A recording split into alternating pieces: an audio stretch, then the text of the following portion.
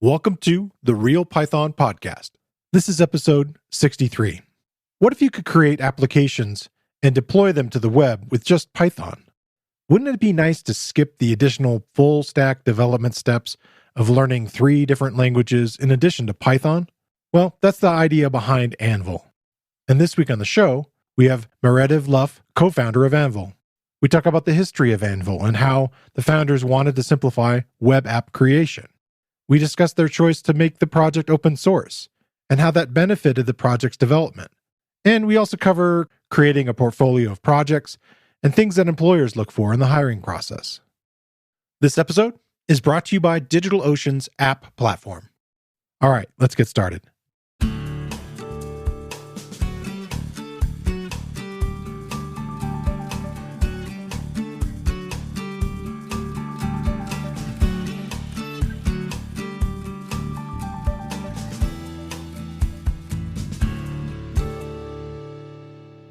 The Real Python Podcast is a weekly conversation about using Python in the real world. My name is Christopher Bailey, your host. Each week, we feature interviews with experts in the community and discussions about the topics, articles, and courses found at realpython.com. After the podcast, join us and learn real-world Python skills with a community of experts at realpython.com. Hey, Meredydd. Hello. Nice to have you come on the show. Great to be here. All right. We're here to talk about the project that you've been working on for several years here of Anvil and kind of some of the history of it. But also, I'm very interested in what's going on with the cross compiler that you have built too of Sculpt. Kind of been diving a little deeper in since we started our email exchanges and wanted to learn about it. So maybe we could start there. What do you do at Anvil and maybe give a little history of the project? Sure. So Anvil is a framework that lets you build full stack web applications entirely in Python. So you don't need to use HTML or JavaScript or CSS. You can do it all with Python. So the easiest way is to go to anvil.works, where you'll get an editor where you can drag and drop to create the design of your web page. You can write in Python that then runs in the web browser. When someone runs your app, you can write your server-side code in Python, and there's even a built-in database, and the whole thing can be deployed instantly and given a URL and put onto the public internet. That's so cool. That you can kind of just go and play with it, and set up a free account and just kind of mess with it in that framework. That's very cool. Absolutely. Well, I mean, my background, my PhD is in building usable programming systems, and my longtime friend Ian was in human-computer interaction. And if that's your specialty, and you look at the state of the web as a programming platform today, and like the hurdles you have to leap over to do anything on the web, if that's your expertise, you will do an awful lot of grousing to each other about it. And at a certain point, we just sat down and said, okay, we can build something to fix this. And so that's what we set out to do. Yeah, that's cool. So why did you pick Python? So, this is where I'm a little bit heretical for a Real Python Podcast. Python was a kind of an implementation choice for this. That's okay. It is the obvious language because it is the world's favorite first programming language. It is accessible. It is straightforward. And there's a huge number of people who have experience with Python because they have built something, they've been working with data in Jupyter notebooks, or they have built something locally, or they are back-end engineers, and they then run into this huge barrier where they go, in order to put something out on the greatest application delivery platform on earth, I now need to learn 4 more programming languages, HTML and JavaScript and CSS, and then React and Bootstrap and Django and Flask and SQL. It's just way too much. Yeah. And so Python was the obvious sweet spot because there are so many people who are there who can write the code. Like, it's not, oh no, we're going to build something so you don't know how to learn how to code. No, you know how to code. You've done the difficult bit. Putting it on a web page and making it accessible to the world should be the easy part. Right. Yeah, I definitely have felt that pain. Mm-hmm. I started programming a very long time ago. I got out of high school in the late 80s and I was learning Fortran and Pascal. And at that time, I was very tuned out because I was a musician. Uh-huh. And I was like, when do we do something creative with this? Like, where do we like build something that's like, graphical or has something to do with sound or whatever? So jumping into today, it's amazing what is possible, but then there's this huge like curve of like, okay, yeah, that's possible, but here's a stack of 10 books that you really would want to tackle before you get going. Or, you can kind of go through the tutorial maze of, okay, how many technologies do I want to tie together? And oh yeah, preach it. yeah, what is the age of these different things? And, so. Oh, absolutely. Yes. Like, oh no, that's last year's. Nobody uses last year's framework. Yeah, that's definitely JavaScript, unfortunately, which I find. So is that hard for you guys as a company that is, doing stuff with JavaScript? Absolutely, because obviously we are building the infrastructure that makes this possible, and there is a forehead-shaped dent on my desk marked, we are enduring this so that other people don't have to. Wow. Yeah, that makes sense. When we speak about programming it directly in Python, is that Python 3 pretty much? Oh, yes, absolutely. Okay. So what we have is obviously the system you're programming is different at different levels. So when you are writing the code that runs in the web browser, then we use a program called Sculpt library to translate that into JavaScript to run it in the web browser. And obviously there are things that you can do with, a full Python 3 on your desktop that you can't do in the web browser, right? You can't just go ahead and open files. You can't go ahead and drive bits of GPU. So there are some limitations, but we approximate Python 3 as closely as we can. But when you're writing server-side code, then of course you are writing code for a full-fledged Python interpreter. And there, yeah, that's just pick your runtime. Yeah, what's cool about it is I've been thinking about this a lot of how, not only is it, the difficulty of trying to create things, of not only, thinking about the graphical user elements and then the database elements, but then the server side elements, and just the idea of tying that all together brings me back to a tool that I've mentioned several times on the show, that I was trying to help out a friend who had a small business and they wanted to build, have someone help them create some applications. And at the time they were pretty much clipboard based type of company, working in environmental science. And so they would, go out in the field, get dirty, things would get wet, just kind of working in the dirt and come back and brush the mud off the clipboard and type it into a spreadsheet. Yeah, you got it. Exactly. That whole thing. And so I was like, well, they wanted to not have to keep re-entering or doing crude scans and having to clean off the copier, and so forth. And so I said, well, you should be able to do this with an iPad. And I had worked for Apple for a while. And so I basically, I was like one of the creatives, that term they have where they were like people that train everybody. And so I had already known Logic because I'd worked at the school teaching Logic, and then I taught myself Final Cut and so forth. So I kind of knew like all their different like pro applications, but nobody was learning this thing called FileMaker. And I'm like, what is that thing, And it's been kicking around forever, this database kind of thing. And with the advent of the iPad and the iPhone, they kind of had created this neat little platform that you could basically very graphically throw together an application.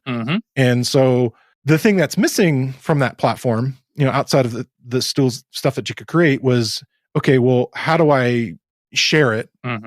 How do I back it up? How do I move things around? And then probably the most difficult part is, how do I put it on the web? Absolutely. And so, yeah, so like, how could we have a shared sort of instance? So they never really wanted to pay the exorbitant fees to make that happen. I taught myself kind of how to do it, taught AWS and all that kind of stuff. But I was like, this is so hard, this part of it. And it's so painful to try to just get this shared experience. And so that I wonder about that. Do you have small businesses approaching you with like looking to try to do something similar? Like, we want to just stand up our application and then share it with our clients or oh, goodness me, like all the time. Okay. That is, that is one of the core use cases of Anvil. Basically, I would say people use Anvil for one of three broad categories of things. And I mean, this is a programming system. You can use it for everything. So any generalization I make here is wrong. But broadly, your three groups of people First, you've got your data scientists. So people who are mashing data around, answering questions for the business or organization they're in, but you really don't necessarily want to, as a data scientist, be, emailed a question by your manager and then sort of work with it all in a Jupyter notebook and then email them back a report a week later and then do it all again next week. It's much nicer if you can build a tool that's sort of self-service. They can go and answer that question themselves. And so the example I love to use is one of the moderators on our forum, so Al Campopiano, who works as a data scientist at a school district in Ontario, and he built a bunch of self-service applications so educators at the schools can go into their data sets and ask things like, hey, are there any students who've suddenly started missing school?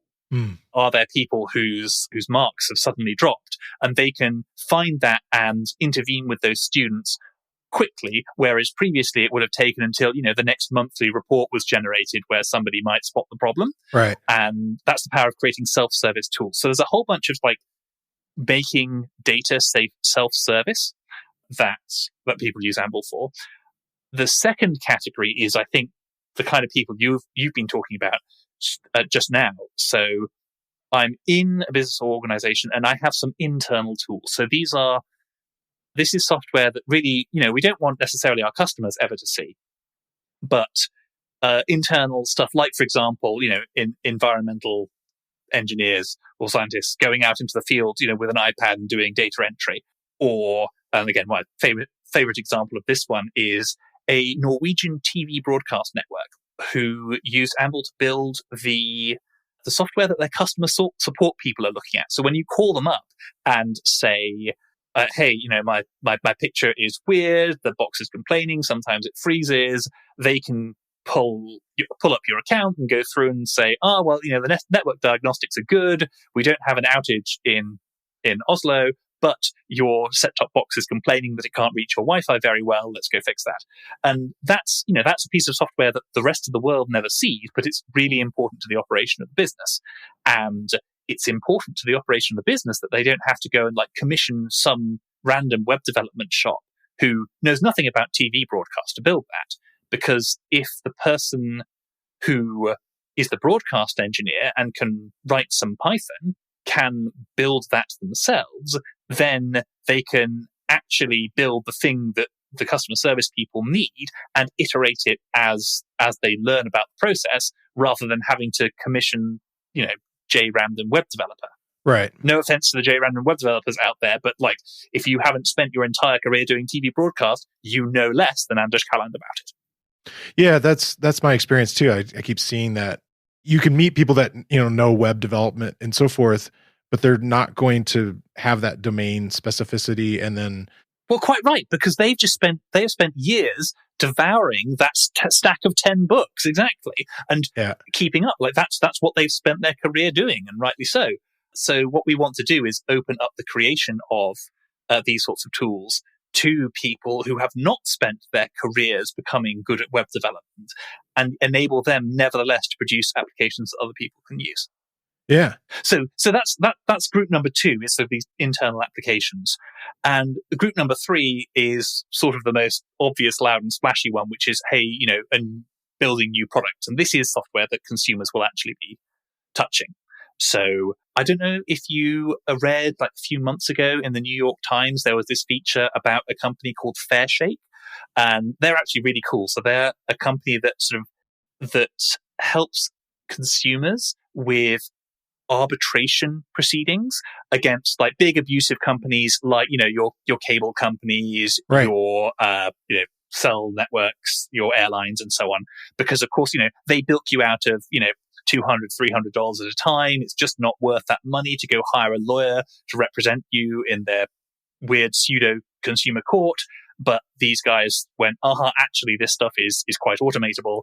Build an application where they can help you go through these arbitration proceedings at low enough cost and big enough scale that they can actually create serious negotiating leverage against these big companies and get you a better outcome. That's cool. And so that's a consumer-built application that's entirely built with Anvil. Nice.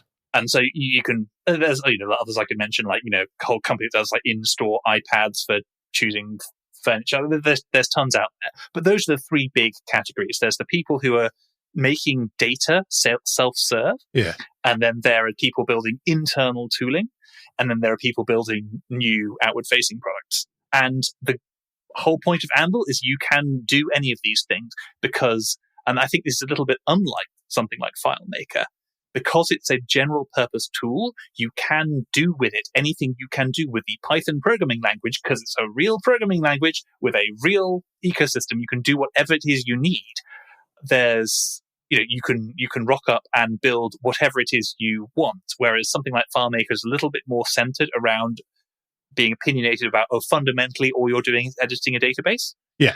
It's the idea with that is it's kind of a database powerful enough you can create some apps with it, whereas the goal of Anvil is to be a full-fledged web development system that is simple enough that you can use it to knock together a simple database-based application in a few minutes. Yeah. To go back a little bit to the school example, sure. I'm sure there's lots of ways that they could be approaching this, but querying that database in that circumstance, would that database be something that's internal to the school? Oh, yeah. Set up on Oracle or whatever, or, some kind of system. Yeah. They already have their systems in their I think they're a Microsoft shop. So it's all in SQL Server in Azure. And also they bought this sort of learning management system product. It's an integration challenge because they need to speak, whatever their off-the-shelf thing speaks. But that's okay because they have, the Swiss Army knife that is Python and its library ecosystem to do it. Right. So, I said before, sure, in the browser-side code, there's limits to what you can do. In the server-side code, I want to talk to a SQL Server database, fine. Import PyMSSQL. Okay. What was the problem?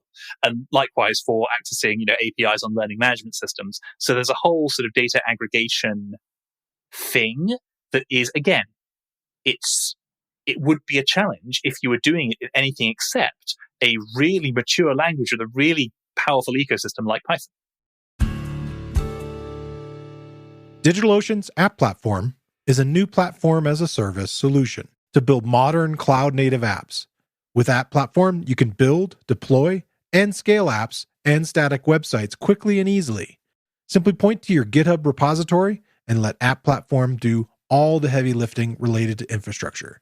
Get started on DigitalOcean's App Platform for free at do.co/realpython. That's do.co/realpython.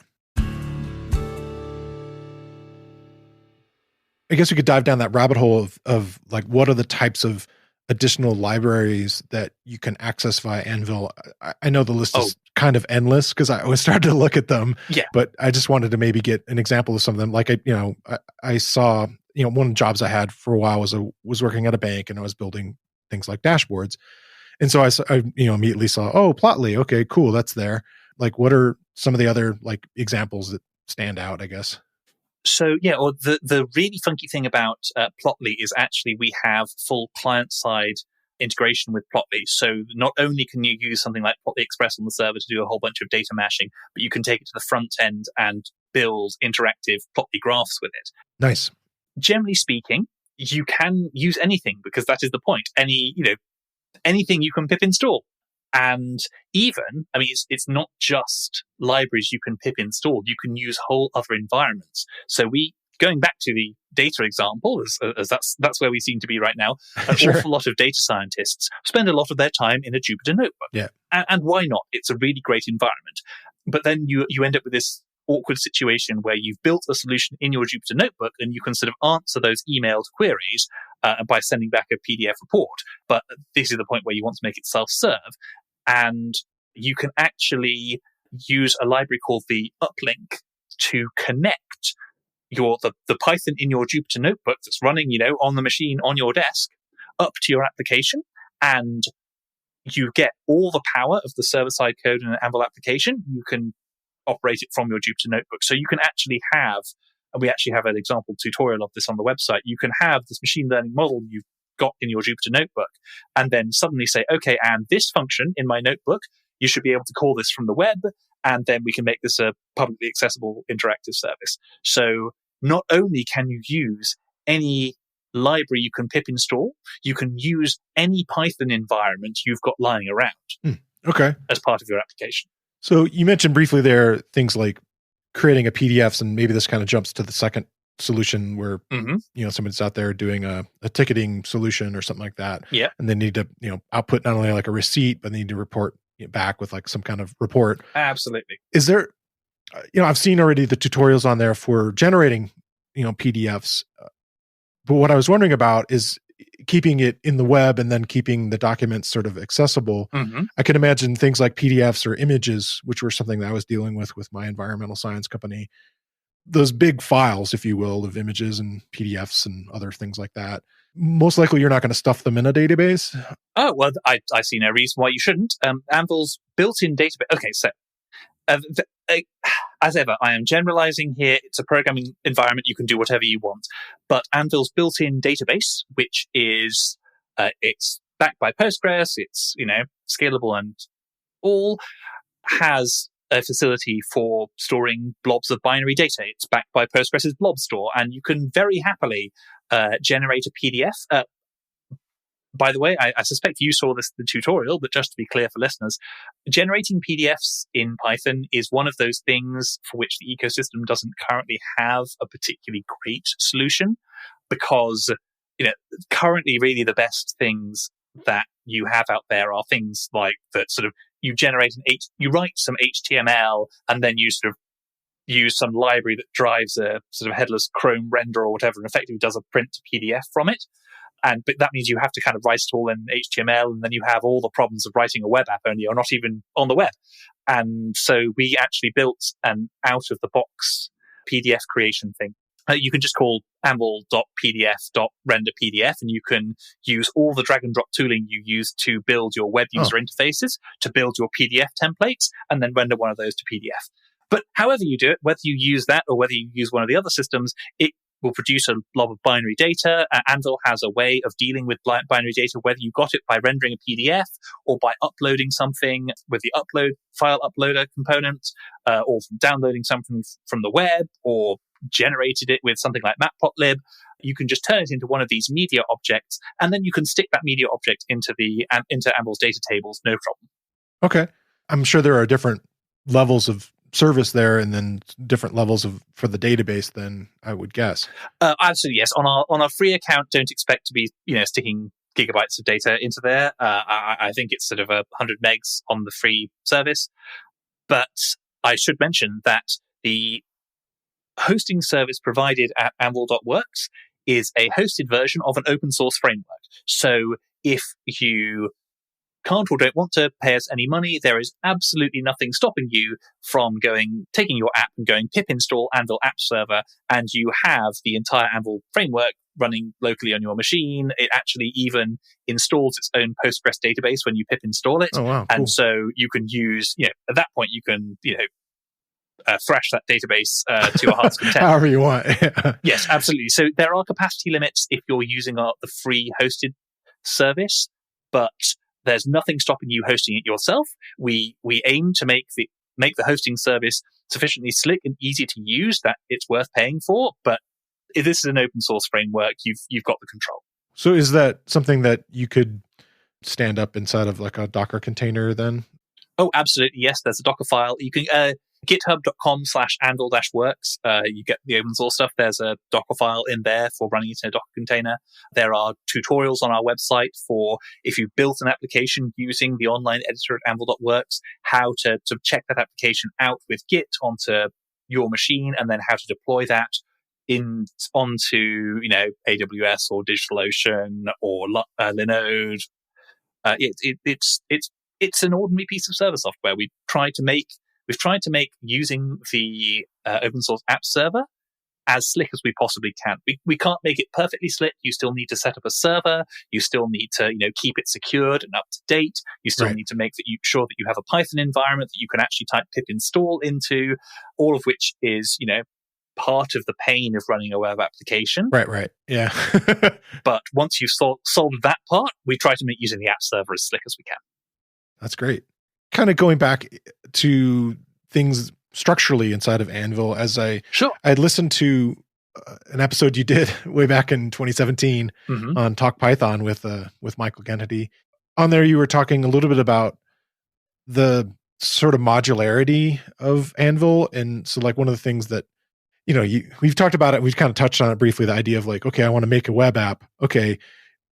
I've been through Miguel Grinberg's Flask tutorial series and setting up all these things and all these different chapters, and eventually you get to an area where like, okay, I'm going to build my own user management system. And, and it's always I think one of the more painful things. And I've had guests on come to talk about just, like the things that are involved in keeping that safe and keeping that secure and so forth. And so I was listening and I heard you guys talk about that. And I was wondering if we could talk a little bit about the user management absolutely that you have as a solution, and then like maybe how it's changed over the years. Yeah. So Anvil, for precisely the reasons that you've talked about, that user management is this toxic combination of really very fiddly.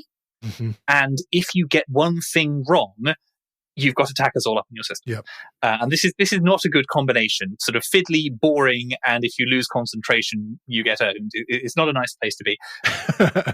Yeah. We have built an out-of-the-box user management service. It's called the User Service.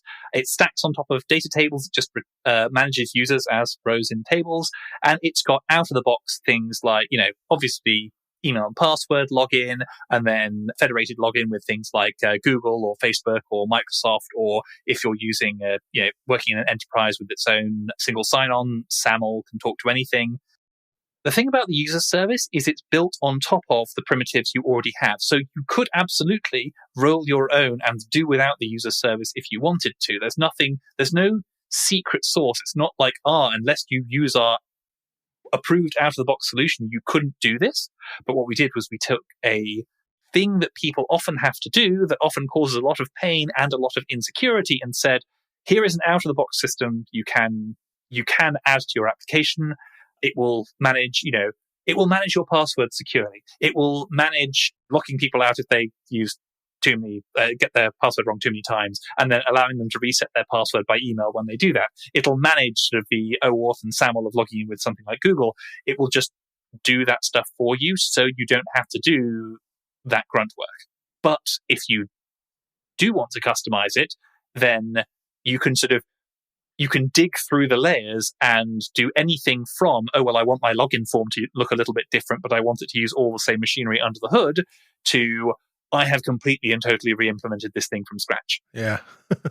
That's the goal. It's not, maybe this is an opportunity to illustrate a philosophical point. Anvil is sometimes described as a low-code tool. And every time I hear that, I on one hand, yes. On the other hand, I bristle a little, because an awful lot of tools in that category, they look great in demos. As long as you stay on the rails, you stay doing the things that the creators intended, then it looks really good. The moment you want to do one thing that the creators of the system didn't think of first, then you are suddenly in a world of hurt. And Anvil is sort of set up to be the very opposite of that, which is to say that your starting components are a real darn programming language. Right. And on top of that, we will build things that make your life really easy. But for example, if you do not want to use the out-of-the-box data table service with it's very opinionated about how it represents rows in a database table as Python objects. And that being opinionated wins you a lot, because everything is a Python object. You don't need to mash your data into 4 different representations. You can take a row from the database and return it all the way to the client and use it in your UI designer with full autocomplete, because the system knows about your full stack. That's very powerful, and we can do it because we are opinionated about how you access your database. But if you don't want to do that, that's no problem. You're writing Python. Import PsychoPG2, connect to a Postgres database, knock yourself out. Right. And the rest of the system will still work. And that was something that was very, very important to us. I haven't messed with those low-code tools much, but I pretty much, I think I hit the barriers pretty quickly every time also. Yep. In the sense that, like, yes, I can use this thing, but I don't know if I can make it so other people can use this thing the way that Yeah. I think would be like just even the word friendly being inside This there. is- It's like it's low code, Yeah. but it's like you still have to be savvy. You still have to be, able to do a little more than get around with it. This is the problem. This is the center of the problem. You are telling a computer what to do. Yeah. And we have been doing that for about 3/4 of a century now.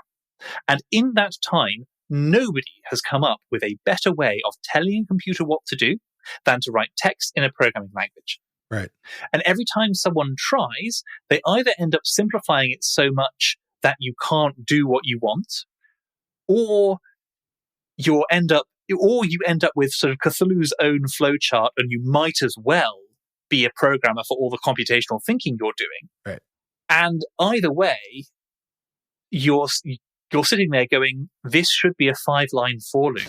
Let me write the 5-line for loop, okay? Like, the problem with web development is not the development, it's the web.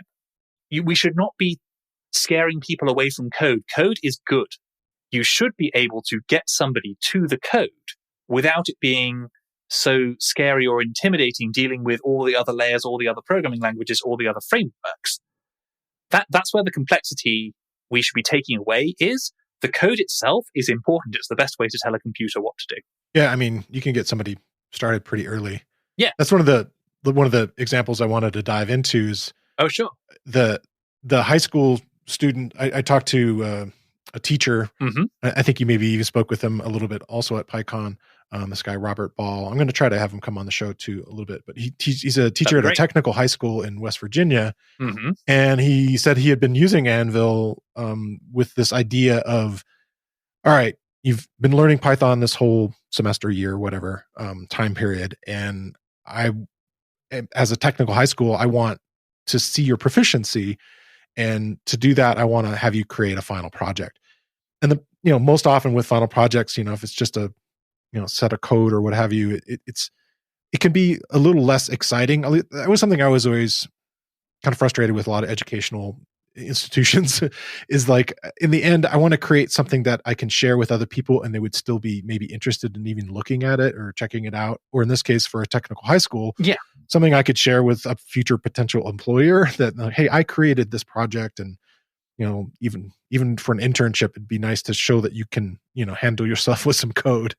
And so, absolutely. Yeah. So I want to just rewind this conversation to back when we were talking about how you got started with programming. Because you were sort of late 80s, Fortran. That was a little bit too early. I got started in this golden age of QBasic. Where I could learn a little bit of programming and I could put graphics on the screen. And that was back in the DOS days. That was what everything did. I could create something that was like all the other programs I was using. And so I could, for example, share that with my friends. And then I moved on to Visual Basic in the Windows world. And again, you could create something that was like every other application on your system. In that case, it was, Windows applications with windows and pop-ups and menus and things. Right. And that was within the reach of, for example, your average high schooler.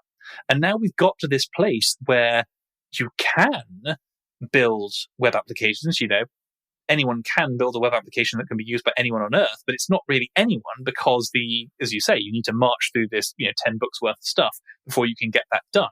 And what we are explicitly aiming to do is to take us back to this world in which if you can program, you can build an application that's like what everybody else is using, which is to say a web app. Yeah.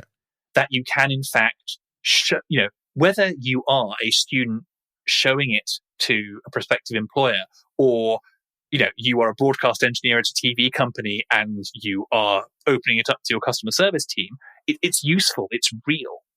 And this whole thing is built because the complexity in that system is not beyond a high schooler. Right. The essential complexity, the logic of an application, of a real application, is absolutely not beyond what a high schooler can learn or what you can do in an internship. And it's only this messy incidental complexity around the web that stops people from building applications that are like what they use every day. And so we're bringing that back. Or potentially financial things of like, okay, who's going to help me pay for this hosting and all that, yes. all these other kinds of things. Yeah. So absolutely. I mean, something I should say is that for classroom use, Anvil is completely free, even the pay for features. So drop us a line at education@anvil.works and we will set your class up. But even if you are not in a class, if you're doing this solo, we have deliberately made the free plan with the free hosting and everything. We've basically put all the features in that. You can do everything with the free plan that you can do with the professional plans. You just can't do things like, put it on a custom domain, or, there's a banner at the top saying made with Anvil. Right. But it's not that we say, oh no, you can only play in the kiddie pool. You can write real programs, and my goodness, people do. Some of the stuff you see on our forums, it's really spectacular. This week, I want to shine a spotlight on another Real Python video course. It dives into the topic of functional programming in Python. It's titled Python's Map Function, Transforming Iterables. The course is based on an article by Leodonis Pozo-Ramos, and in the course, Cesar Aguilar takes you through how Python's map works, how to transform different types of Python iterables using map, how to combine map with other functional tools to perform more complex transformations, and what tools you can use to replace map and make your code more Pythonic. I think it's a worthy investment of your time to learn how to apply functional programming concepts in Python, and not only how to use map, filter, and reduce, but also learn some additional Pythonic tools such as list comprehensions and more. Our video courses are broken into easily consumable sections. Where needed, we include code examples for the techniques shown, and all the lessons have transcripts, including closed captions. Check out the video course. You can find a link in the show notes, or you can find it using the newly enhanced search tool on realpython.com. To kind of break down some of the complexity for people that maybe haven't even cracked those 10 books. Wise life choices. Yeah. To think of like, okay, what do you mean by, creating a server in the sense of like the Anvil code? Like, what is that going to do for me? And, where does that kind of lie in the whole stack of, code stuff that I'm building? Okay. So normally, if you are creating a traditional web application, what happens is somebody opens up a web browser, they type in the URL of the application you've built, and they see it. And what happens is that the web browser, which is a program running on their computer, goes out and uses the URL you've entered to identify and then connect to another computer out there on the internet.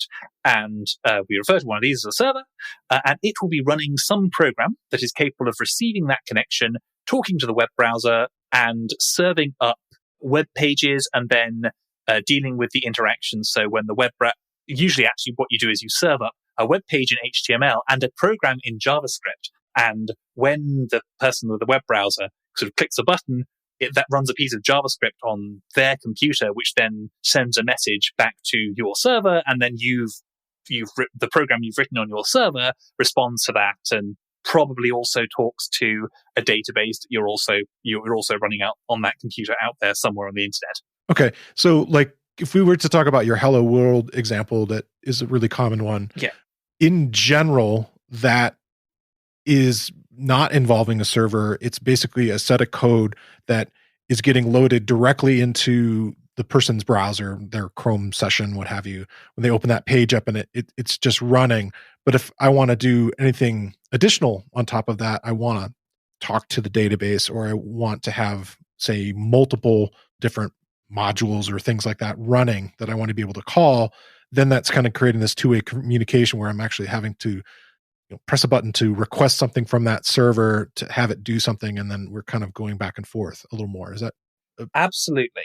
Okay. And in a traditional world, the way you would do that is by writing effectively two separate programs. One program in something like Python using something like Django that you then have to find a computer somewhere on the internet and run that, and then another program in JavaScript that's running where the user is on their computer and talk to them. And you effectively have to write two different programs that happen to talk to each other. Hence the 10 books. Yes. Well, yes. Those are only two of the many. Yeah. And what we did with Anvil is we tried to take that complexity away. And one of the biggest ways we do that is by enabling you to write both of those things in Python. So you write the code that is running on the web browser in Python, and you write the code that's running on the server, on the computer out there in the internet, also in Python. And instead of having to making you have to deal with all the complexities of HTTP, which is how these two things talk to each other, and how to make that sort of request from the stuff in the browser to the stuff on the server and the response, because that's neatly integrated and we know we have Python on both ends, we just say, actually, we're going to make some special functions on the server. Anything you've written in a server module that is tagged anvil.server.callable, you can just call that like a function call from the stuff in the browser.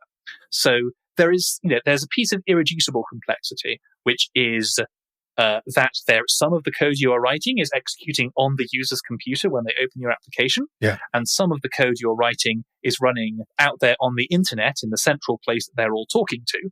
But the thing that you don't have to do is write those two things into two different programming languages, which is painful, or mash all the questions and answers they're asking, they're communicating with each other into JSON, which is painful, or set up a new computer and install all the software required to run a web server, which is also very painful.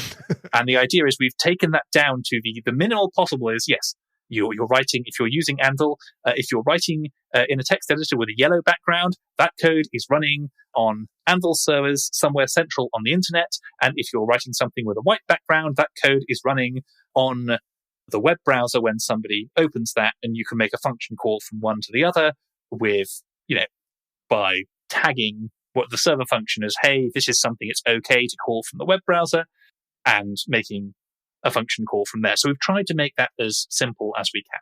One of the things I struggled with in the design of trying to do things like, as far as the going back to FileMaker and creating these things that were like laid out on an iPad or what have you, is, I would have to like basically design for the window. And then of course, oh yeah, shapes change and sizes of devices change. And, oh wait, I have to have an iPhone version and I have to have an iPad version. So I wonder, in the, how many years now? Is it 5-6 years that Anvil's been around? Has that been a big challenge, is on that client side, the front end side of like not only addressing desktop computers, but all these mobile devices and the look of them? Oh yeah. I mean, absolutely. So I had to think for a moment. It's not quite 4 years we've been really out. So that actually the interview you referred to with Michael Kennedy at Talk Python, that was sort of our coming out party, really. Oh wow, okay, cool. So yeah, it has been quite a while ago from the perspective of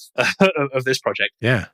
So yes, from the very beginning, the applications created with Anvil are responsive, which is the word for that, being able to deal with different screen sizes. Again, in the drag and drop designer, just every time you create a container and put two things next to each other, you can change the property on that container. Like, these things will stay next to each other if you're on a desktop, but if you're on a tablet, then they will switch and they'll become full width and one on top of the other and that kind of thing. So responsive design, being able to deal with mobile first applications, has been in Anvil since our first release, really. And indeed, there are a whole bunch of applications out there. So I talked about Fairshake, this consumer rights company. Like, they are used almost entirely from mobile. It just works. It's a web app. Is that a custom library that you built in as far as the design?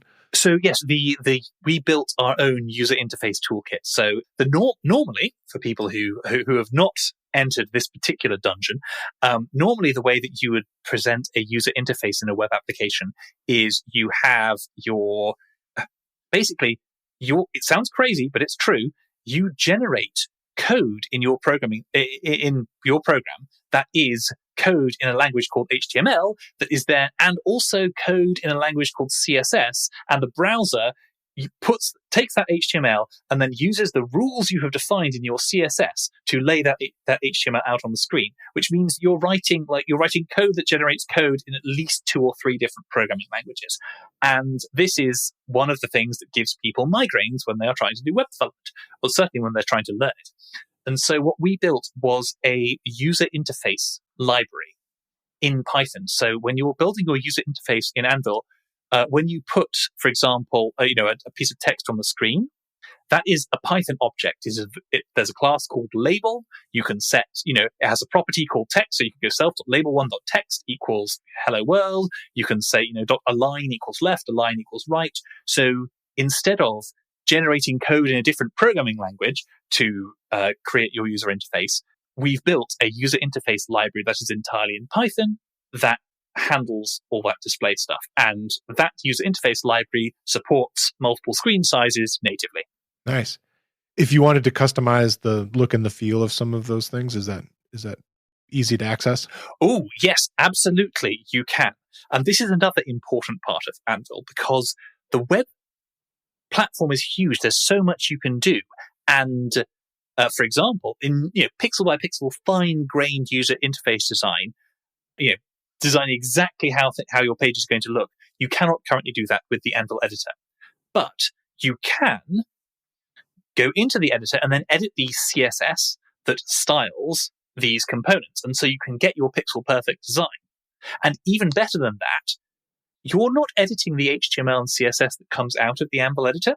You're editing the HTML and CSS that goes in, which means that once you have built, you've built the design that you want your app to look like, you can go straight back into the drag and drop designer and drag and drop, buttons and text boxes and so on, and they will follow that design.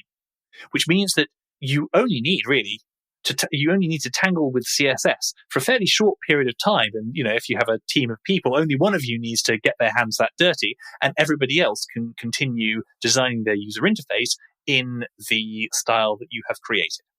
And there's a high level thing. The web is really complicated. Yeah. And a lot of it is unnecessary incidental complexity, but the complexity is there. And sooner or later, somebody's going to want to do something we haven't thought of. Like we've tried to make all the things we think of really simple, but someone's going to want to do something we haven't thought of. And the important thing there is to create an escape hatch where they can do what they want. So if you want to use a particular JavaScript library for which we haven't written a Python wrapper, okay, at this point, you're touching some JavaScript, you're going to get some of that on you, but we've made it possible. You can import that JavaScript library. You can, copy and paste the HTML snippet. There's a place in Anvil. You can put that to load the library, and then you can go from anvil.js.window import, for example, Mapbox. So that's a mapping library that's really quite popular these days. And my colleague Brooke actually did a live Twitch stream earlier this week as we record this. So probably like a week or two ago by the time this episode goes out, where she took the Mapbox JavaScript library, dropped it into her app, and then used it entirely from Python. And so the point there is that when you need to go outside the things that we've thought of, you can do it. You can always drop down. You want to do pixel perfect design, you can drop down and write CSS. You want to use something like Mapbox, you can drop down and use the JavaScript library. We don't stop you doing those complex things. We just make, it's the classic phrase, make the simple stuff easy and the complicated stuff possible. Yeah. Like one of the things I was wondering about that's super common, we talked about accessing databases and other things like that, but accessing additional APIs across the web is, oh yes. Again, since you're using Python, you can be using requests and exactly. other packages. You've answered the question yourself. Like so many of the questions of that sort are just, you're using Python. Do the Python thing. It's already there. Okay, cool. And then we touched on it several times. Also, the idea of the modularity of it.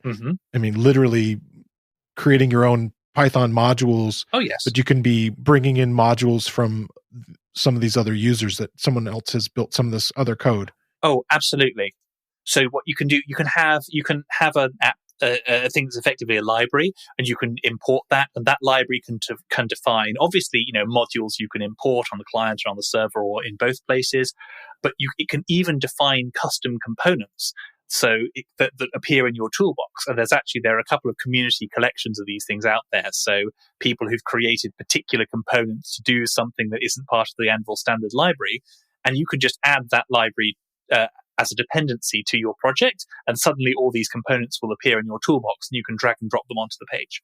That was like one of the most painful things in FileMaker was like, can I just get a calendar picker? I don't want those stupid sliders anymore. Yep. The little scrolling wheels, that kind of stuff that you see on the iPhone back in the day. Yeah. Which they're finally fixing some of it, but yeah, it's so painful. Well, cool.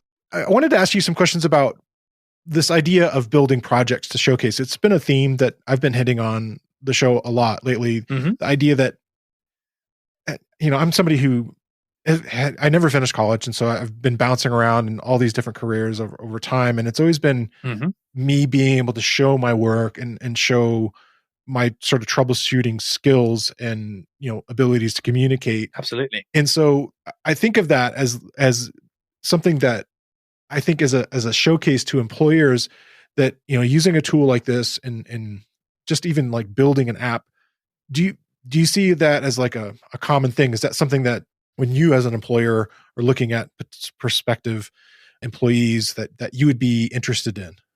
Oh, absolutely. I mean, a portfolio is a really great way of showing what you can do. I mean, I should say this as an employer, as someone who's currently hiring, a portfolio is not, it is not the be all and end all. And, if you are currently sort of heads down with something else in your life, or you have a job where everything's tied up in NDAs and you can't show anything you've done and you don't have any spare time to create things. That's true. That is okay. It's not going to get you bounced out of the room. But somebody who is, and certainly when we're interviewing someone, we want to see what they can do. And an interview is, it's a limited window to do that. And so we have to, we peer as well as we can through that small letterbox to see what that person can do. But if that person comes to us with a portfolio, and whether that is a portfolio of something, writing, sure, of code, of applications, what that shows is that they can actually, that they can do that thing. And that is, it makes our life as interviewers easier to have someone rock up and say, yeah, I can already do the thing you're asking. Look over there. Yeah. I think about having that conversation is easier too. Is like now you're discussing, something that they've built as opposed to talking sort of esoterically about absolutely ideas and things that or about some problem you've just asked them to solve on the spot. Which, I mean, to be fair, that is, I mean, it's about the fairest way to interview we can find. We can, get people to write some code for us, but somebody will naturally have had more time to think deeply about something that they created over a period of, weeks or months earlier than something they've just done in an hour in an interview. Yeah. So I want to ask you a couple questions that are sort of meta questions. Absolutely. One is, okay, let's say you could go back in time and you wanted to start this project over.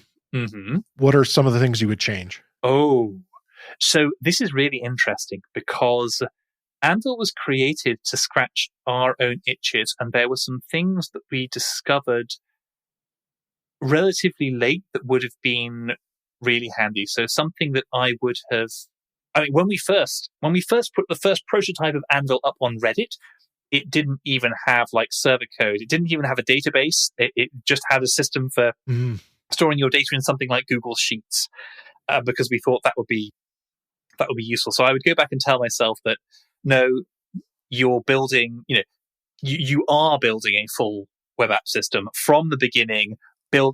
Make sure that there is built-in server-side code, built-in database. I think demonstrations that you can produce beautiful things with this framework were a thing that we came to too late. So if you go to our website right now, go to the examples, you'll find a bunch of well-styled examples that mostly my colleagues have built, and that is a thing that I'd sort of, I don't know, I have computer scientist brain. I have a habit of waving that away as well. Obviously, once you've shown me that, yes, you can style this thing, then I can make it look however I want.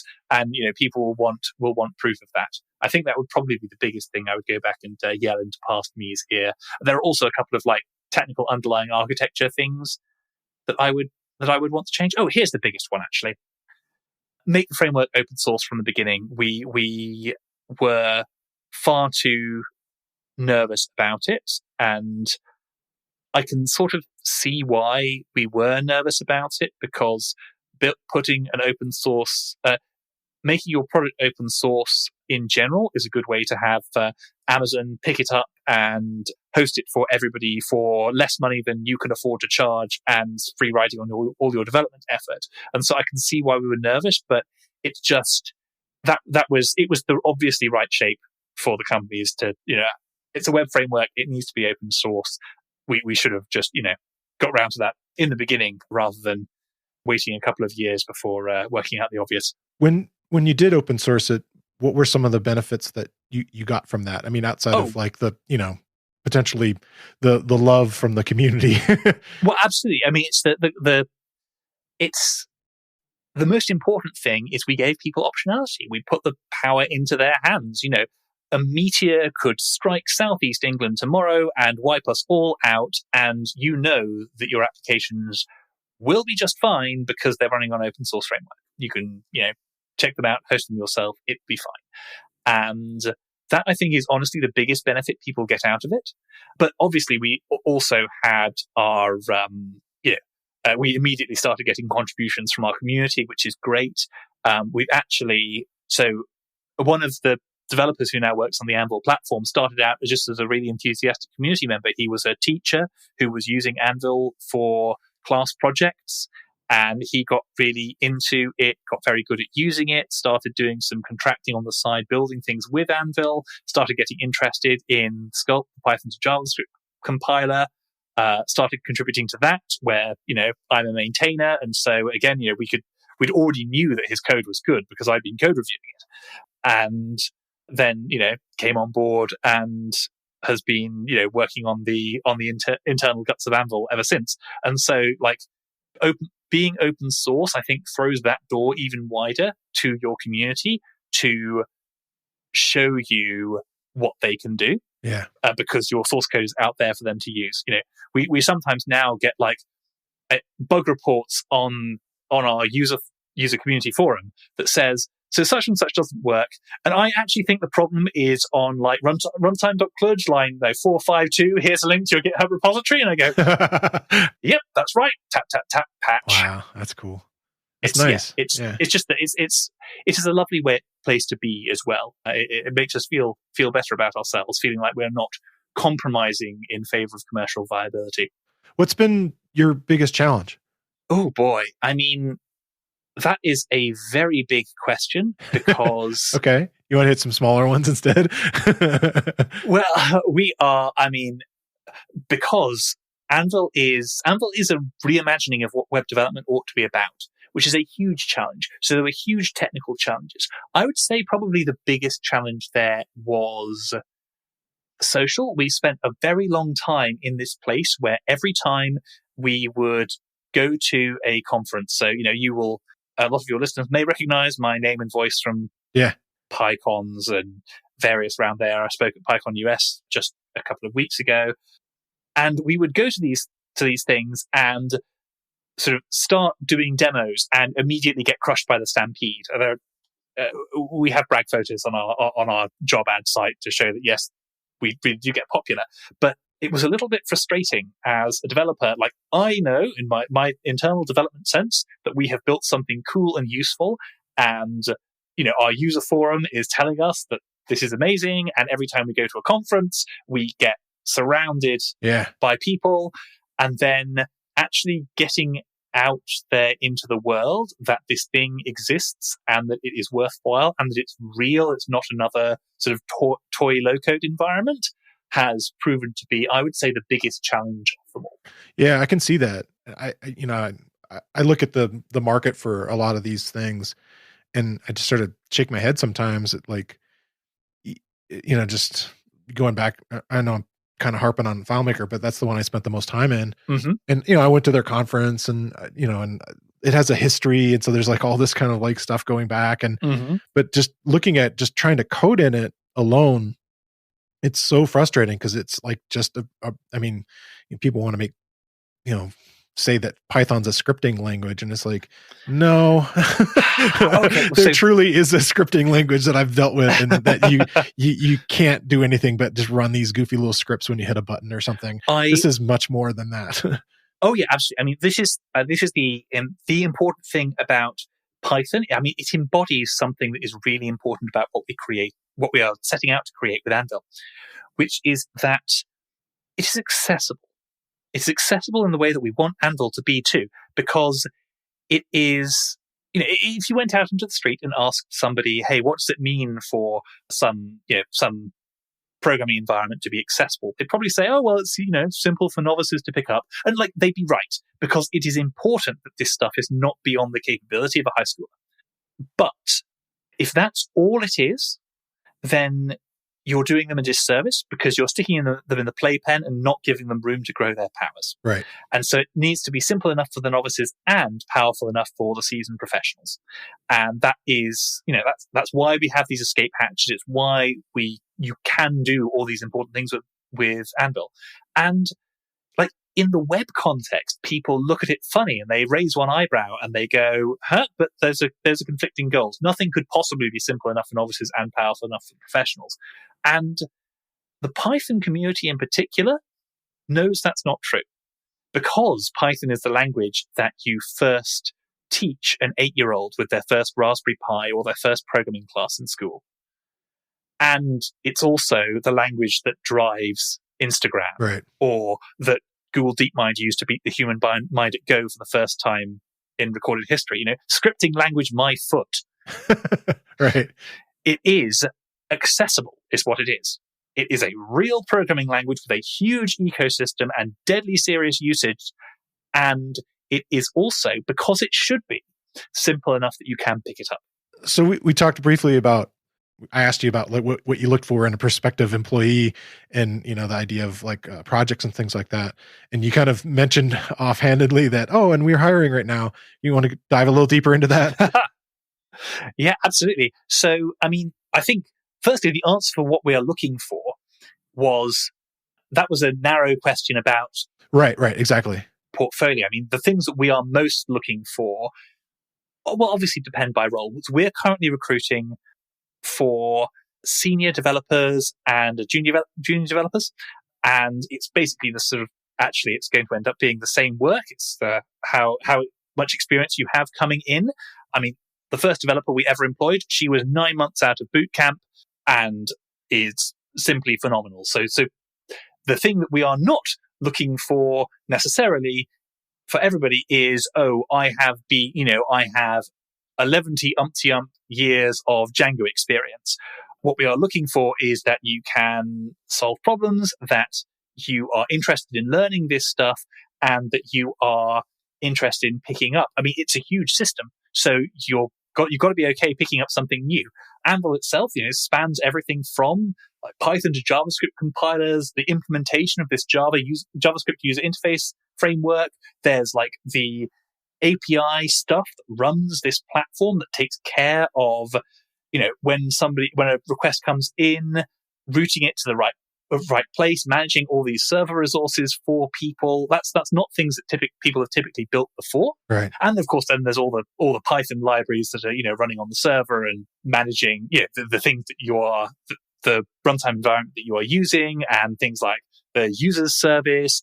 There is so much to work on. And so we don't need you to be experienced in all of it. We need you to be interested in learning. And for the junior developer, interested in learning and able to show us that you can deal with this new stuff and deal with it well, that's all we want. For a senior developer, we are probably a little bit more interested in, having shown experience of, dealing with a complex or difficult or interesting or advanced systems before. But, we're not going to be asking you to do the same thing again. We're going to be asking you to do something new. But whoever you are, whether you are applying for a junior developer role or a senior developer role, or are developer advocates, who are also developers, these are people who go out and use Anvil and show what Anvil can be used for. And they too write code all day. We are looking for technical competence, but communication, attitude, the ability to think about people in a way that lets you look at the web in all its complexity and think about the person using it and think, how can I make this programming life easy for them? Yeah. That kind of communication and thinking about the human is absolutely top of the list. Yeah, cool. Are they remote jobs? I think you mentioned briefly the location where you guys are located. So we are. Well, if you haven't guessed from my accent, we are based in the UK. We are based in Cambridge, the original one, not this newfangled thing in Boston. We are semi-remote, so we're looking for people who, at the moment, who are or can move to the UK and who are willing to be in our lovely, friendly office in Cambridge at least a day or two a week. But obviously, if you're around and you can, come and enjoy the fun full time, please do. All right, so I have a couple weekly questions that I like to ask. Sure. And the first one is, what's something that you're excited about in the world of Python? And it could be, like a book or a conference or a package or what have you. Ooh, so I am filled with both excitement and trepidation at how the Python language is evolving. It's like we finally got past the Python 2 to Python 3 transition, and now all these features are arriving in the language. So async await, match blocks, new ways of doing dictionaries, the walrus operator. It's all coming in thick and fast. And I do think, I'm type checking. Sorry, can't forget that. And I am excited by the new possibilities. And I want to be, and it's tempered with caution, because the accessibility of Python is so important. We don't want to introduce so much complexity that we remove that ability for someone to pick this up for the first time and go, oh, this is actually pretty simple. I can do this. Right. Yeah, totally. Like we were talking offline before we started about the last PyCon and just a couple weeks ago, and there was so many talks about where is Python headed. Part of it is like this whole side of the type checking, but also lots of development in sort of compilers or just-in-time compilers, or the general speed of Python, and it's very exciting. I guess that is maybe us being able to move beyond version 2 and and really focus on the future with 3. And yeah, absolutely. I'm definitely excited about new compiler technologies. I mean, obviously, like I'm a Sculpt maintainer, I'm a compilers guy. I absolutely love this stuff. We don't have time to talk about it now, but there's a lightning talk I gave at PyCon a couple of years ago about PyCon UK about the PyPy compiler, which is just one of these really cool pieces of technology, like write a Python interpreter in Python. Mind blowing. And some of the cool things you can do if you control compiler. And that's actually how we do some of our sandboxing. So running code from untrusted users on our own computers. Like I think there is so much scope for cool things as we move the interpreter and compiler space forward. I agree with you. I'm excited to see what comes next. So the next one is, what is something that you want to learn next? Oh, so am I allowed to say something outside Python? Yep. Because the Rust programming language is one of those ones I keep having my eye on it. I keep thinking, I don't know whether I'm going to enjoy programming in this, but I darn well want to know it. Sure. So that's probably up on my list. Yeah, it's just watching. I had a conversation with Brett Cannon, and I've been watching his series about unraveling Python. He's very interested in WASM, but at the same time, he says, "Yes, I'm interested in Rust. Not that I'm changing, but he's always looking at other languages, which makes sense as a core maintainer." And I think absolutely. Well, it's. I think that people who get tribal about their language might be looking at things slightly the wrong way, because especially with something like Python, something like Rust, like they are filling very different niches. Rust is about proving to the compiler certain properties about your code so that you can run it, which is incredibly powerful, but involves you having, a good long debate with the compiler before you can actually write any code. And Python is about here to there in a really ergonomic and easy road. Sort of, in many ways, sort of Rust is, climbing the sheer cliff face, and the view at the top is going to be worth it. And Python is the, smooth paved asphalt road to getting something working. And these languages can and absolutely should coexist. Yeah, I the majority of people that I've met that are very interested in Rust are people that are a little deeper into the languages and are the ones building things like frameworks and building additional tools and are kind of working at... Oh, and that's what the language is built for, right? Right. And that's why it's interesting is that, it's like this is kind of for helping to build some of the machinery in some ways. Yeah, absolutely. And those of us who are obsessed with building machinery, who will, devote years of their life to building the machinery behind reinventing the web as a programming platform, that's catnip to us. Yeah, that totally makes sense. Well, I want to thank you so much for coming on the show. This has been a great talk. Thank you very much for having me. I have had fun. All right. Talk to you soon. Bye-bye. And don't forget, you can get started on DigitalOcean's app platform for free at do.co/realpython. That's do.co/realpython. I really want to thank Meredydd for coming on the show this week. Make sure you check out the show notes to learn more about the project. And I want to thank you for listening to the Real Python podcast. Make sure that you click that follow button in your podcast player. And if you see a subscribe button somewhere, remember that the Real Python podcast is free. If you like the show, please leave us a review. You can find show notes with links to all the topics we spoke about inside your podcast player or at realpython.com/podcast. And while you're there, you can leave us a question or a topic idea. I've been your host, Christopher Bailey, and I look forward to talking to you soon.